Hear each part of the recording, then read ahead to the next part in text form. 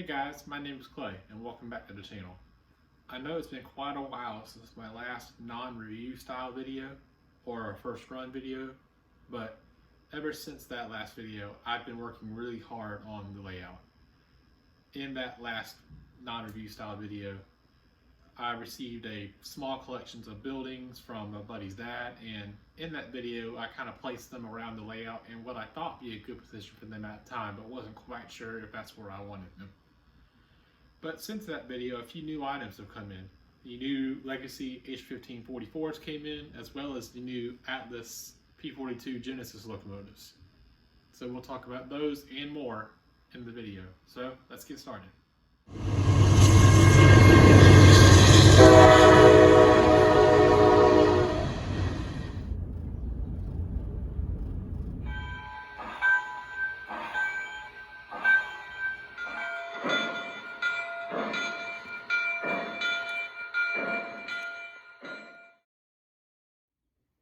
As for the few models I've received since that last video, I have done a full review and running session of the H15. I have done a first run of the P42, but I have not filmed my review of that yet, and I'm waiting for the WTIUs to arrive before I do that, so I can fully show you guys what these engines are capable of. I also have over there in the corner a MTH Rail King SW1500 that was also featured in my last non-review style video that I've done a small running session for, but once again I'm also waiting for the WTIUs to arrive so I can fully show you guys what the engine is capable of as well. I also have some plans for that one, but I'm gonna wait for acting on those, and I'm also waiting on to do that for the review as well. So stay tuned for that special video. So let's start with some of the track work I've done. I ordered the remaining Ross 100 and 101 switches that I needed to complete the back half of the layout. Originally, the way I planned on doing that was ordering 2 at a time, new from Ross, and then whenever I ordered a switch, I would order an accompanying amount of Atlas switch machines. Once I had all 6, then and only then would I install them on the layout. As luck would have it, Trains, and that's Trains with a Z, had all the switches I would need to get them all done in one shot for a significantly lower price than I were to do them new. Then after a little bit of searching, I found that Train World had the amount of Atlas switch machines that I needed, so thankfully I didn't have to wait too long to get started. So from my past videos, you may know that I already had one switch installed in this same manner before I bought these 6. However, I quickly realized when I began to install these that putting the switch controls back over in the left corner of the layout like the first one was just wasn't gonna cut it.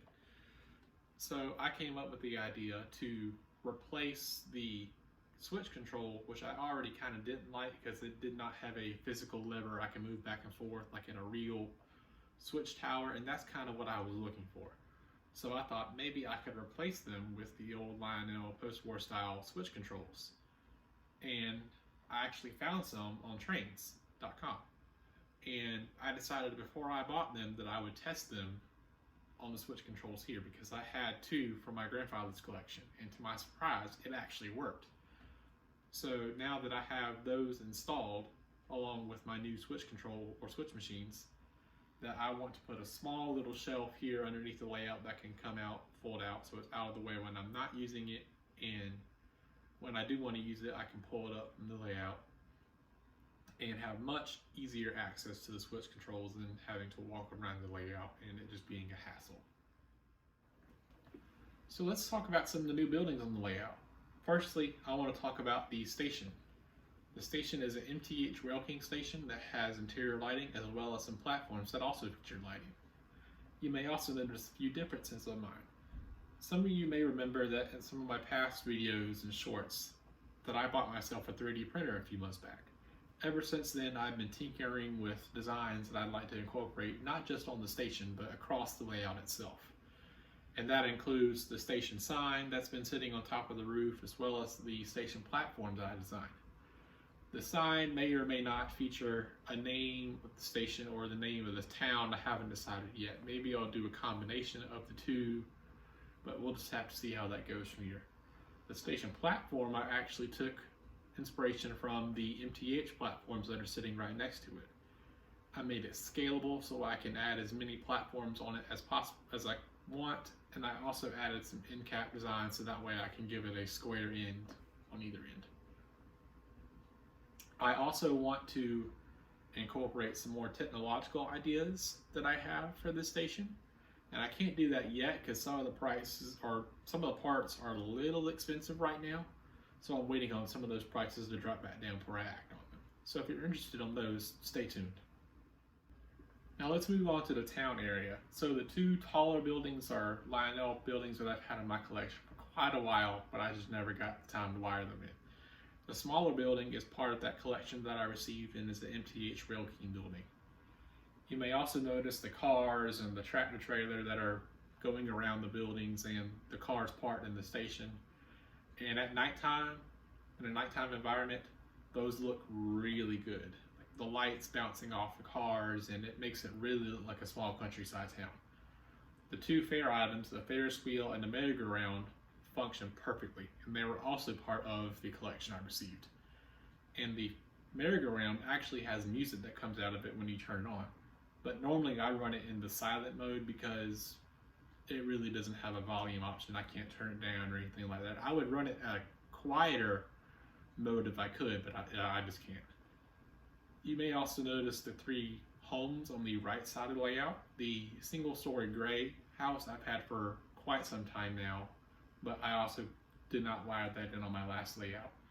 The other two homes are the last two buildings that I received from that collection, and all of them function perfectly and really brings the layout to another level in terms of scenery. So now I want to talk about the wiring changes that I've made to the layout. I knew that once I had all my new switch machines installed, all the new lighting installed, all the new buildings and all that, plus the track power, was going to overwhelm my current setup of a single Z-type transformer. So I pulled out a GW180 that I bought to have on standby, and I hooked it up to track power only. The reason I hadn't had that installed yet was because I was waiting on the base 3s to come in, but I knew that my layout was now at a point where I couldn't run it on the single transformer. So I hooked that transformer to power the track itself only. I then took a smaller transformer that I also had underneath the layout, and I used it to power everything else. And I did that to keep, first of all, to keep them separate, because I figured the GW180 probably could handle all of that by itself, but I just wanted to kind of keep that separate, just in case like a short happens on the track and that doesn't cause an issue with either the switch machines or the lights, and I just figured it would be safer to keep all that separate. So speaking of wiring the switches, that was a nightmare to accomplish. Because I wanted to do it differently, I had to figure out how to run wire from where I wanted the switch controls to be to where the old ones are going to be, because I mounted them underneath the layout so that I could run the wires a short distance for the actual switches themselves, as well as power for the switches. And I actually had to lengthen the wires for the switch controls that I bought from Tranes so that I could get them to where I wanted them to be and still have some slack on either end. Now it works now, it just doesn't work perfectly or as well as I would want them to. It still works, it's a little finicky. It doesn't work 100% of the time. Like one, I have to hold a little bit longer than the rest of them, and that's fine.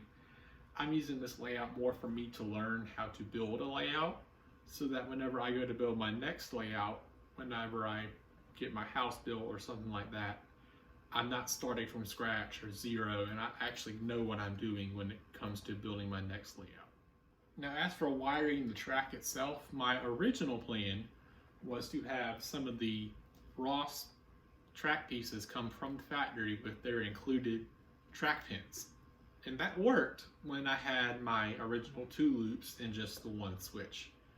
But when I started installing the new switches, I quickly figured out that wasn't going to work for a couple of different reasons. Sometimes it was track clearance between switch and accompanying track lines going the other direction, or whenever they were just coming too close together to where I could make it work, but I just didn't feel comfortable doing it. there was also some places where the track pins lined up perfectly with support underneath the table that it just wouldn't work that way. Or sometimes the switch machine got in the way and I couldn't do it anyway. So what I did instead was I fired up my soldering iron and I borrowed some wire from another project that I was already working on that was completely separate from the layout. And I soldered a hot and common wire to 2 of the 3 track pins and fed them down underneath the layout, and that worked perfectly. I had to resolder 1 or 2 of them because they came off, but once I got them all installed, you wouldn't even know they're there. If I ballasted the track, they would become practically invisible. And I was really happy with that change to the layout. And I may go behind myself and remove the track pin connections or the chat lock-on connections and replace them with a similar track pin solution. So what's next for the layout? So you may notice that on the left side of the layout it looks a little bit sparse compared to the right side. That's because I want to install an Atlas turntable so I can store more engines on the track at the same time without having to put them underneath the layout or maybe on a shelf to keep them out of the box. I'm not sure exactly when I'm going to do that. Hopefully it's sometime next year, but it's not going to be before the end of this year. I also want to do some small things on the right side, on the town side, to bring it up just a little bit more into a more prototypical looking environment. Maybe I'll add a parking lot for the station, do some roads going around the town, some crossings for the houses, so on and so forth. But we'll see what happens. Before we end today's video and run some trains, I like to plug the Matt and Matt O-Skill Trains podcast as well as their Discord server. The Matt and Matt O-Skill Trains podcast is a podcast that talks about all things O-Skill and features the 3 hosts of Matt R. from the West Chicago Model Railroad YouTube channel, Matt Z of the Matt Train Lover 9943 YouTube channel, as well as Johnny from the Optimus YouTube channel. The guys are constantly talking about all things O-Skill, as well as featuring many guests from around the hobby itself, as well as the YouTube community, such as names like Eric Siegel, Chris Trains and Things, Jason Stuckert, RVP, as well as Lionel's own Ryan Kunkel, as well as many other guests. If you like to listen to the podcast, they can be found at mnmpodcast.com. And if you'd like to join the server, the Discord server link can be found in any of the most recent show notes of the podcast. If you want to join the server, you will have to acknowledge that you've read the rules to join the server. But once you've done that, you can talk to any one of the 300 strong members that we have in our server. Sometimes we even get on the voice channel and talk well into the early morning hours in the next day, and it's always a great time. If you're interested, I'll make sure I include a link to the M&M podcast With all that website being said, just below let's run the some description, trains, shall we?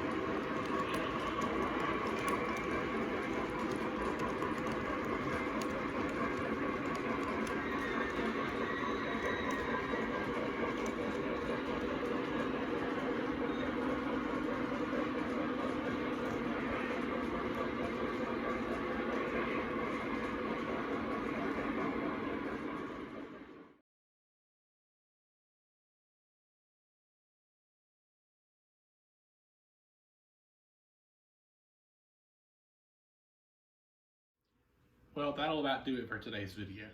I want to thank all of my current and new subscribers, and especially the huge influx of subscribers I've seen over the last few months. All of y'all's support makes me want to make great videos for you guys, and I really enjoy seeing all the comments and likes that I get from my videos. If you haven't already, please consider liking and subscribing to the channel, and if you're interested in keeping up with me on Instagram, you can find me at Southern Eagle Lines, and I try to post there with some regularity, maybe with the smaller layout updates for whenever I can get them, as well as the small running sessions here and there. Once again, I'd like to thank all of my current and new subscribers, and thanks for stopping by the SEL today, guys. See y'all!